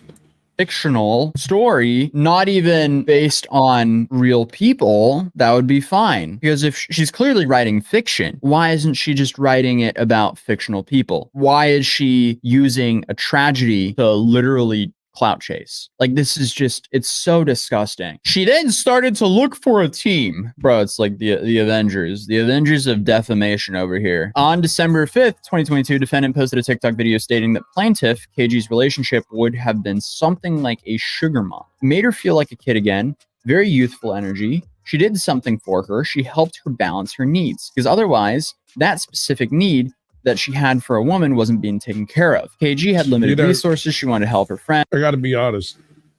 I would figure that a guy named Conquistador might understand without me having to explain. You got to spit on that thing.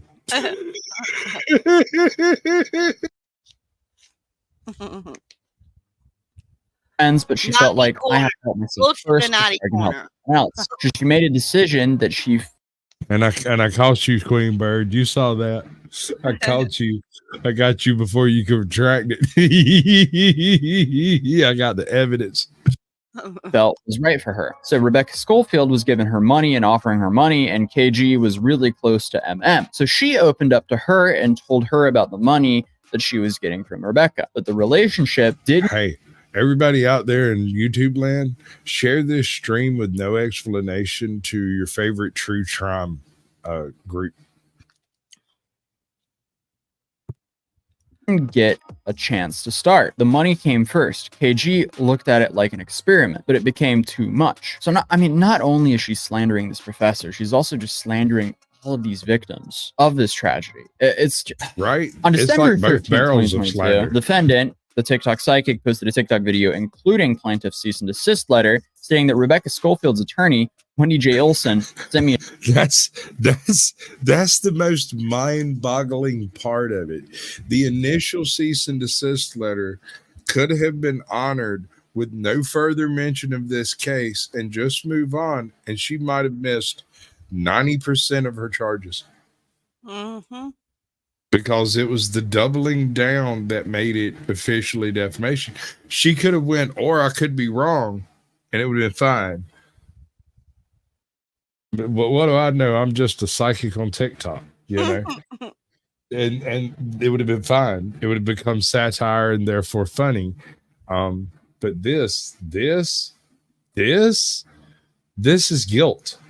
She has admitted she has received the letters, and she has repeated the previous statements with the cease and desist in hand. Nope. a demand letter to remove TikToks with false statements. I made no false statements. Kiss my ass. And I don't have to listen to this demand letter because it's claiming that I'm making false statements. And I'm not making false statements. What I'm saying is true. If they really think I'm making false statements, they would need to file an actual legal document in federal court or in court in my county asking me to remove it. A judge would then determine if I need to remove it. That way, an investigation could be had determining the truth or falsity of these statements. She dug her own grave with this. On February 8th, 2023, defendant posted a YouTube video detailing... Hey, you over there? Me? You got a link in your chat. Yeah. Can we investigate what that might possibly have been? Yeah. It might be fun.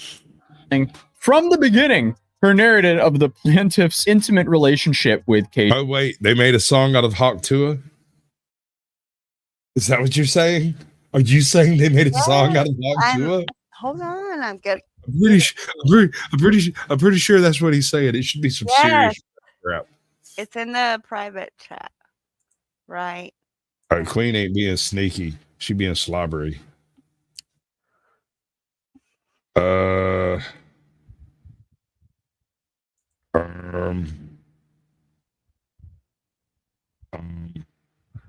AG and eventual involvement in the murders of the 4 University of Idaho students, including how plaintiff has pictures, videos, messages during the nights of the murder. On June 8th, 2023, a YouTube video of defendants' interviews with the online program Nerd Report was posted. There, defendant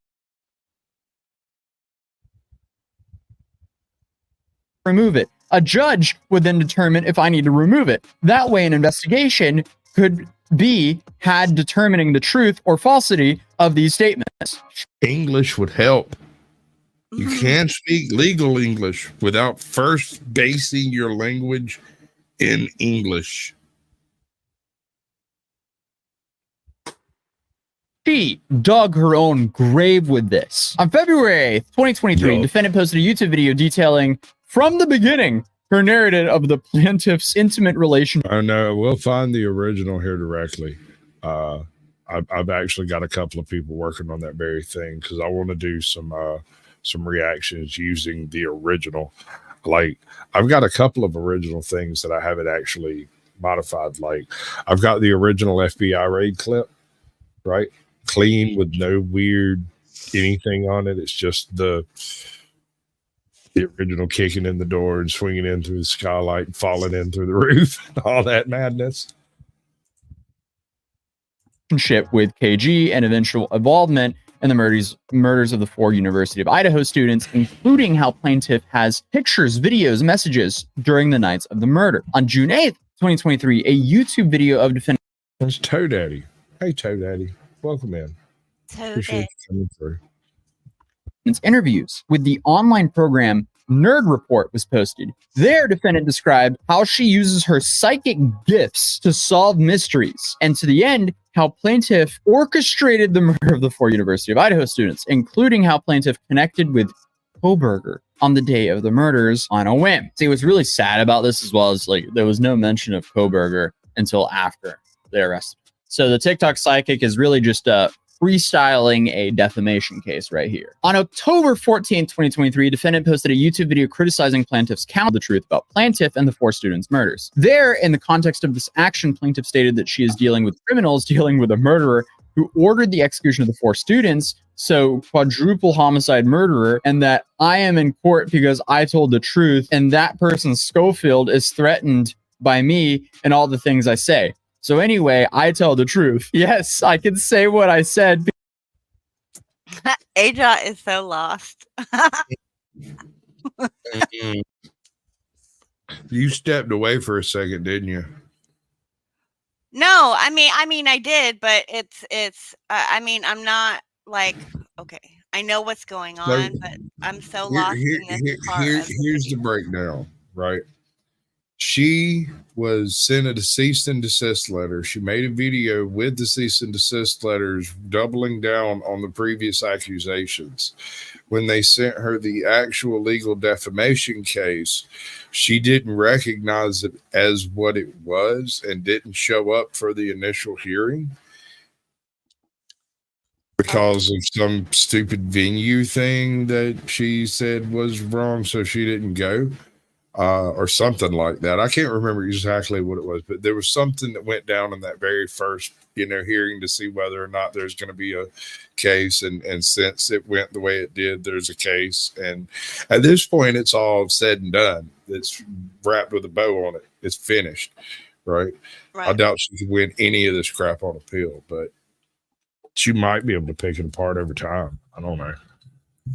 Because I was telling the truth. This is so bad. This is such a train wreck. By repeatedly accusing the plaintiff of an affair with a student, then ordering the murder of the 4 students to cover up the affair, defendant communicated information to others that was defamatory. Indeed, these statements are defamatory per se, meaning they are actionable without proof of special damages. Critically, in response, defendant does not dispute that she communicated statements about plaintiffs to others or that these statements, if false, are defamatory. Rather, she argues, as she always has, that her statements about plaintiff's involvement with KG and the murders themselves are true. Gilliard has consistently persisted that the statements she made regarding Schofield's role of the murder of the 4 University of Idaho students are substantially true. Gilliard adamantly states that the statements that she made about plaintiff are substantially true. In other words, it is legally true that Schofield hired an unexpected hitman to commit the murders of the 4 University of Idaho students, and that is legally true. Oh my God, it just keeps getting deeper and deeper, bro. Yeah. Like, she kept saying it. She didn't just say it and then just leave it out there in the ether. She just kept on driving more and more nails in her own coffin. Right. True that Schofield had an affair with KG. Defendant therefore asserts that it is plaintiff's burden to prove that her statements about plaintiff on her social media postings are false, and that plaintiff has not satisfied this burden on summary judgment. So here, Ashley is claiming Schofield has not proven the statements Gilliard made about her are false. Schofield has the burden of proof and has not submitted convincing evidence. No, innocent until proven guilty, Dip. She might make it on an insanity defense. Thank you, Toe Daddy.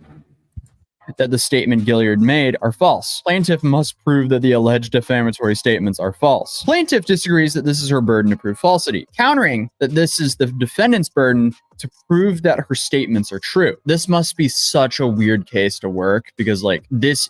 Can you imagine the judge reading that letter? Right. I mean, yeah. I blame the public school system for this, Barbara. Barbara, we really need to get in there and clean out that Board of Education. I tell you, they've just gone south the last 20 years. They're starting to go south of cheese. Is textbook insanity. You are dealing with insanity here. And clearly, it's extremely difficult to reason with insanity. And then to skip a whole bunch of pages, TLDR, they're saying, hey, TikTok psychic, you actually need proof of what you're claiming. To begin, plaintiff states there is no uncertain terms that defendant's statements are false. She was never in a romantic relationship with KG. She was not involved in the murders of the 4 University of Idaho students. She never met any of the murdered students. She never taught any of the murdered students.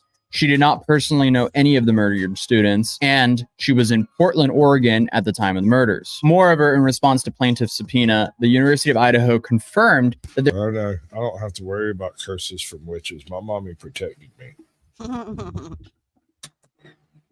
But in other words, bring it, bitch. There is no records of the murdered students ever being enrolled in a class taught by plaintiff. Any investigation into plaintiff having an inappropriate relationship with KG or any investigation into plaintiff's involvement with the murders. So the TikTok site— What it is? Huh? A chin implant. Dennis Bigfoot says this guy needs a chin implant. I thought he was just pre-sex change. My bad. I thought he just needs an Adam's apple reduction. Myself. You know what he reminds me of, though? What? You seen The Whitest Kids You Know? Trevor? He has a butt chin. He Yeah. looks a lot like Trevor to me. Yeah. he actually subpoenaed the school. What a mess. And for what? Where is the upside of this? Like the University of Idaho responding to defendant's subpoena. Oh, Queen Bird. I am a charm that protects people. Stating they have no records of any existing deleted communications between plaintiff and murdered students, including KG or Mr. Koberger. Finally, there is no indication that plaintiff is or has ever been even remotely considered a suspect of the murders. December 27, 2022, the statement of the Moscow Police Department. At this time of the investigation, detectives do not believe the female associate professor and chair of the history department at the University of Idaho suing a TikTok user for defamation is involved with this crime. To be sure, Mr. Koberger was arrested and has been charged with the murders. This is powerful evidence at the summary judgment stage. It not only substantiates plaintiff's argument that defendant's statements about her are false, it also highlights— You folks is wrong in chat for talking about people's booty chins. You scared of that woman. No, I'm going to put your trust in Jesus. The complete lack of any corroborating support for defendant's statements. In this way, plaintiff has sufficiently demonstrated the absence of any genuine issue of material fact relating to the falsity of defendant's statements about her. This shifts the burden to the defendant to dispute. I keep thinking about that skit they did where the dude's walking through the park with a gallon of PCP. I might go find that one for the end. We might go out on that. And that way, if they take us down, it's just like the last few seconds. That any claim by setting forth facts showing that there are a genuine issue for trial relating to whether her statements about plaintiff are let's police. But as discussed above, those statements did so only after ignoring plaintiff's cease and desist letters and going public with her claims on social media. That is crazy as well. So she's actually claiming, oh, I had to do this because I have to help the police, but she only went. Or the skit where they where he shows you the right the shortest distance between a publicly available rentable hotel space and the Oval Office. There's this whole bit about how it's not illegal to tell you that this place exists, but it is illegal to suggest anything happened from that location. Went to the police after they served her with a cease and desist. Everything about this is just clout chasing. And it's like such a bizarre thing to clout chase for as well. Who clout chases on a tragedy? And it's not only just clout chasing of a tragedy. This is falsely accusing someone of murder to clout chase on a tragedy and making up a full-on Wattpad fanfic around the whole thing. It is textbook insanity. Defendant admits she was using Mad Libs to come up with these things. I swear to God. Mad Libs. What's your record? Yeah. Straight up. Insert adjective. Insert criminal activity. Insert name. Thanks for coming, Westside. Westside. Sorry, I got some stuff tangled. admitting that she received and read plaintiff's cease and desist letters and continued posting statements about plaintiff. Critically, defendant's social media's postings continued even after she learned from the Moscow Police Department that plaintiff was not a suspect in the murders, and after Mr. Koberger had been arrested for and charged with the same. Defendant admitting that she received and read the Moscow Police Department's press release and continued posting statements about plaintiff. These circumstances combined to demonstrate that defendant's social media postings were primarily self-serving, motivated by online viral attention, and made with an extremely harmful state of mind given the nature of the statements about the plaintiff. Plaintiff's motion for leave to amend complaint and add punitive damages is granted. Whether defendant actually acted with such a harmful state of mind to support an award of punitive damages is therefore a question for the jury and not a subject of this memorandum decision and order. Based on foregoing, it is hereby ordered that plaintiff's amend motion for partial summary judgment is granted on the issue of liability only. And plaintiff's motion for leave to amend a complaint and add punitive damages is granted. And we got it stamped by the judge here. So it's official. The TikTok psychic has lost her court case. Yep. The only thing we're waiting. She's gone down, people. Gone down. Like we always knew she would. Hey, you know what time it is? That time. It's about that time, y'all. Yeah. You know what we do at this time? Yep. Oh my God, my mascara's all running. Look, dude. Anyway, thanks for coming and hanging and getting lost with AJoT. That's good enough. I mean, I'll accept that. I will allow this since I have screaming children in the background. Y'all hear that? Yeah. You want to do your outro or my outro? I'm doing mine. Sorry. Good news, though. We're going to have to move the party somewhere a little bit more private, but you're all invited. Lorenzo will give you the details. Yeah!